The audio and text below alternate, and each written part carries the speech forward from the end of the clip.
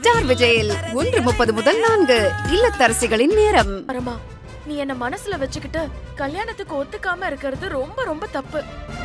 நாம 2 பேரும் லவ் இல்லாம ஃப்ரெண்டா பழகலான்னு தானே ஒப்பந்தம்.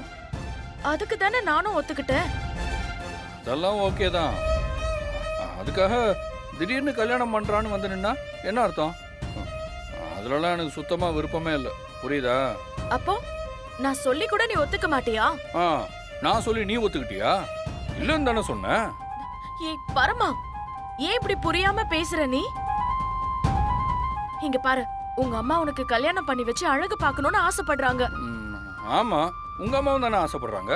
ஆனா நீ கேட்டியா? இது என்னடா அநியாயமா இருக்கு? உங்க மனசுக்குள்ள ஒரு காதல் இருந்தா அது நியாயம், அதே எனக்குள்ள இருந்தா அநியாயம். என்ன?